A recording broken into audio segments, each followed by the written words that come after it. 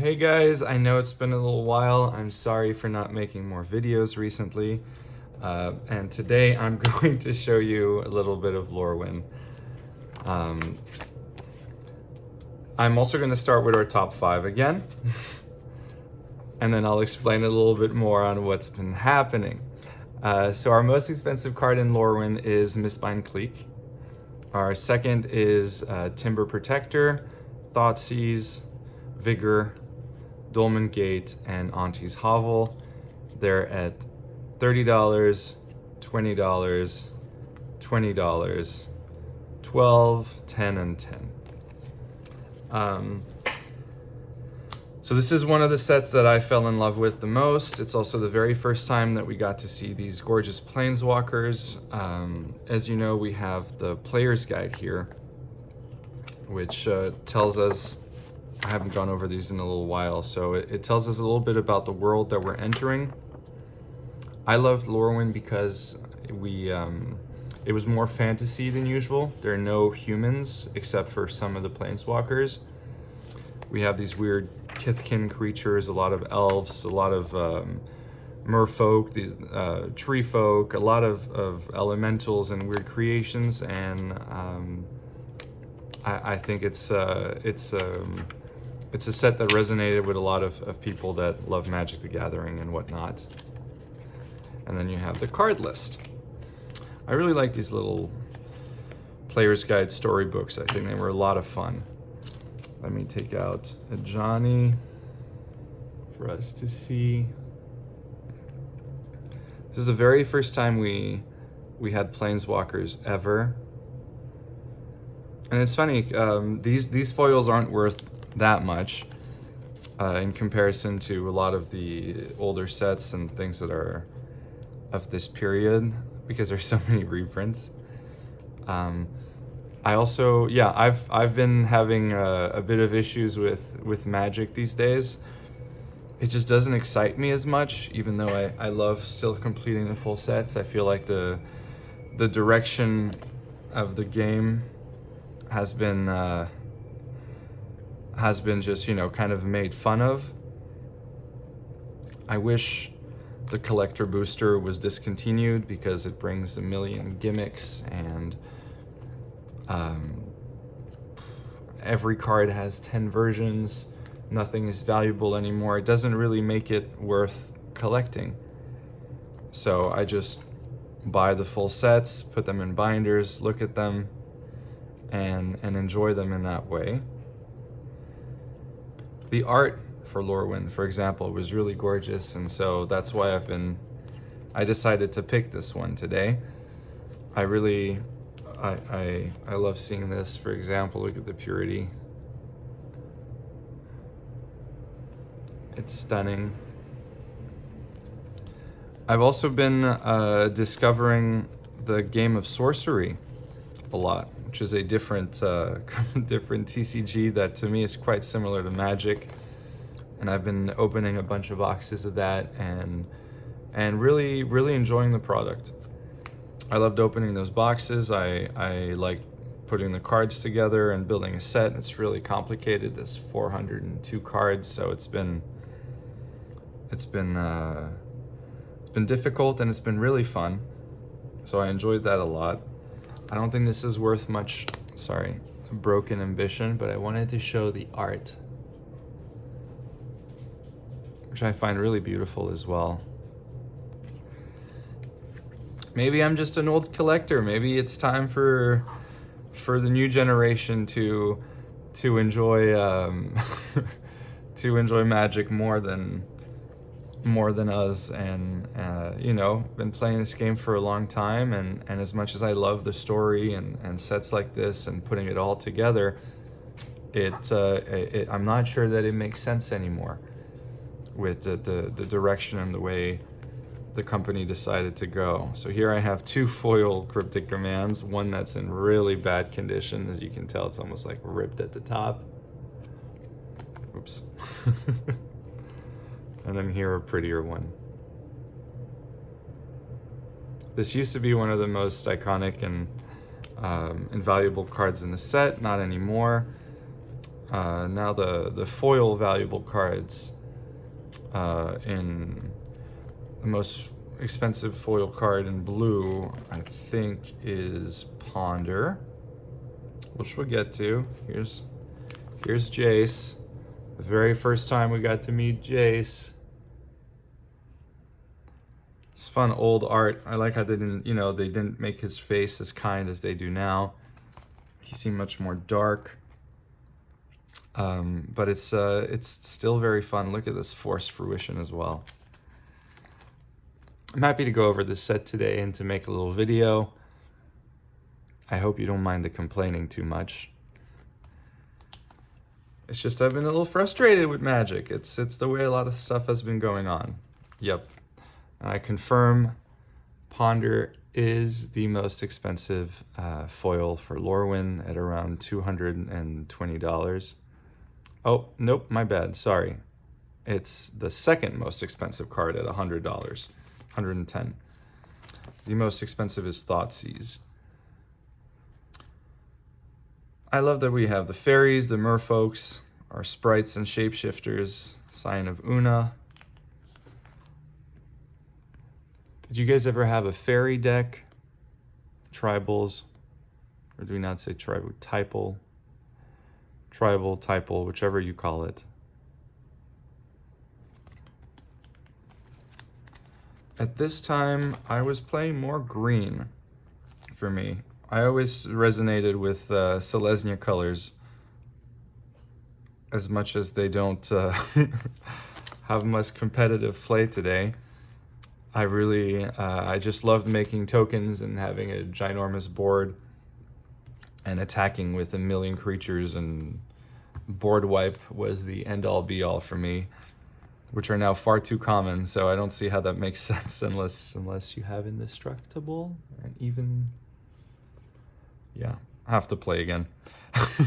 I just really enjoy collecting. Kalfiner's Plans. The beautiful eye. There. This is actually also... I've completed most of this set a while ago in foil, but only finished it actually quite recently, maybe like 3 months ago. I also really enjoyed how they did the art direction in the set. Like, for example, this is a black card, and look at the sunflowers or marguerite that are all around it. Fairy taunting. Beneath the face, constant pranks, runs a subtler undercurrent of mockery, the influence of Una, their hidden queen. And we went over a little bit more of the story of Una. I think it was in Shadowmoor, which is a few sets back. Of course, our Lily, Liliana Vess.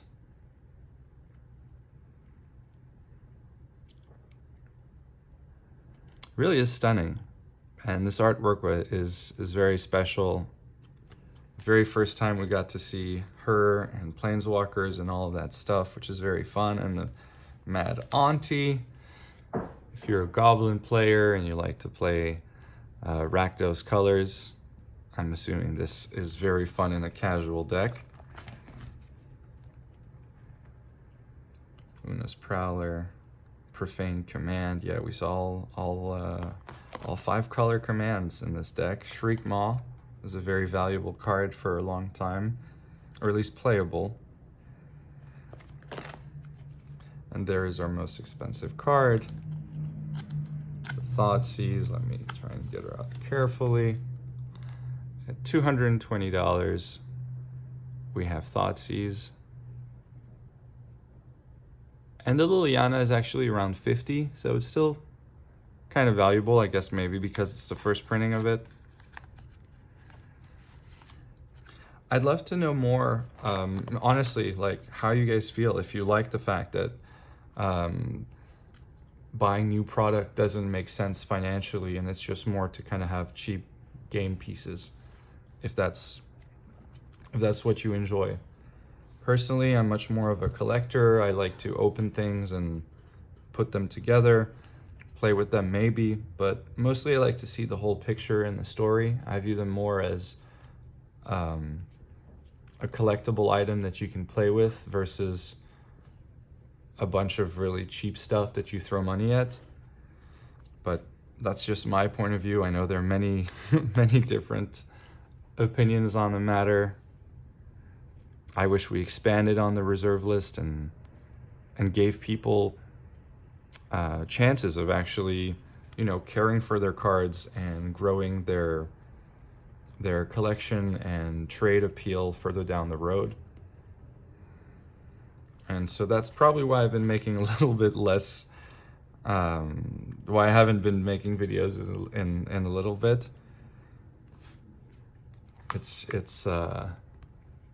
It doesn't really make sense for me to be opening dozens of collector boosters anymore because there's no value at all. So you just buy the singles and then I feel like I'm giving money to a company that doesn't care about what a lot of its customers want. So hope I don't sound too sad or bitter about it.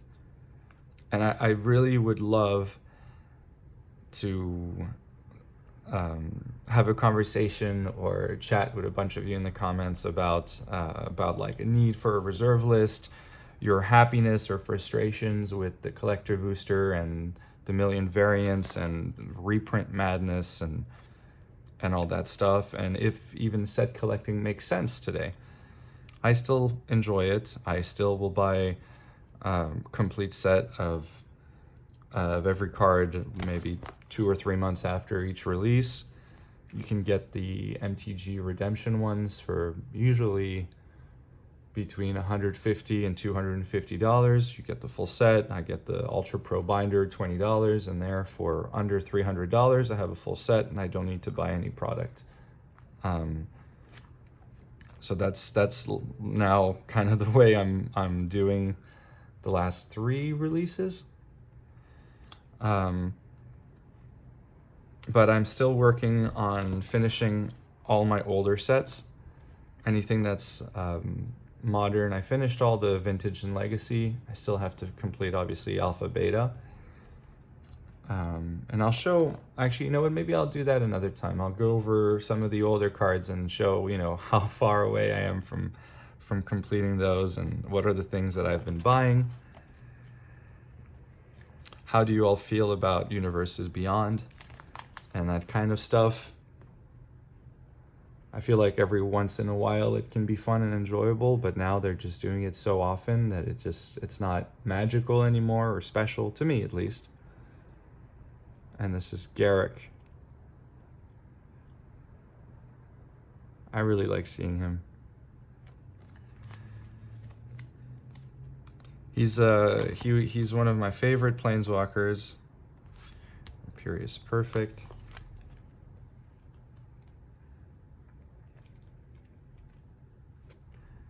Very played in Historic Elves, Primal Command, and all these stories. Again, outside of me just complaining in regards to Lorwyn, I genuinely did love this set. And I'm sure I'll say this a lot, but Vigor is also one of the expensive cards, around $50, maybe 40 now.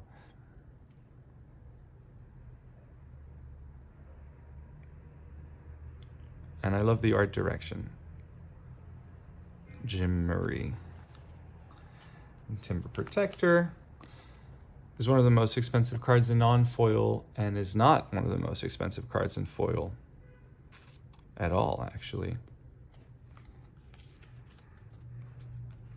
We have, Thoughtseize, Ponder. Oh, and our multicolors. Sig, Doran, of course, Brian, and the Horde of Notions. Look at this elemental. You can't really tell what it is in the art. Just like a mixture of everything, all these weird mystical beasts. And that looks like a little fox in the forefront. How cute. Sig and Wart. Wart is actually one of the expensive cards as well, like over $50 in foil. And you'll see when we get to them, the lands were absolutely stunning. Rings of Bright Heart used to be a very valuable card, almost at like, yeah, $60, $80. Not anymore. Now it's close to, I don't know, probably 10, 15. Dolmen Gate here is $40. And I think the most, yeah, I know actually, the most expensive is 1,000-Year Elixir in the multicolored, no, sorry, in the artifacts, at also over $50. This is Thorn of Amethyst that I have right next to it, which I also find is a beautiful card. This one is signed. I have very few signed cards. Do I think it lowers or adds value? I think it exactly the same. To me, I don't mind having a signature on it. I think it's great. Sorry. Oh. Oh, sorry about that. And then we get to see the beautiful lands, which were very special because they showed giants, goblins. Oh, gee. Get allergies in the morning here. These lands were very special. They've been, I think, some of them have been reprinted, if not all of them now. Where they were special if you played a tribe. They didn't come in tapped, like Ancient Amphitheater for giants, Auntie's Hovel for goblins, which is, nope, it's Secluded Glen, my bad. Guiltleaf Palace for elves. There we go, Secluded Glen for fairies.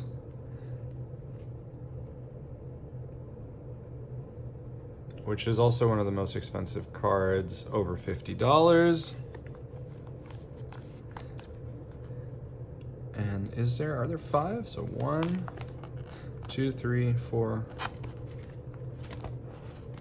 5. There we go. Wonder Wine Hub for merfolk. So you have merfolks and fairies. So very, very fun lands for those decks. And then we get into the absolutely stunning basic lands, which are surprisingly valuable. Look at these, all the colors that they put in the islands. They're beautiful. These are very rare. Here you have as well very colorful swamps, which are so fun.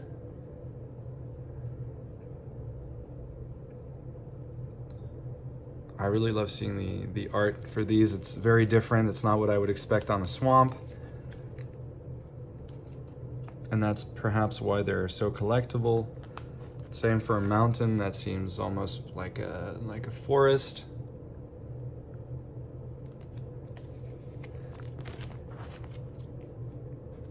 And the forests that are very, very foresties, and voila. 18 minutes, God. Well, I went for a while, guys. I hope you liked reviewing the set with me. I'm sorry for being a little bit morose and negative on a few aspects of Magic the Gathering.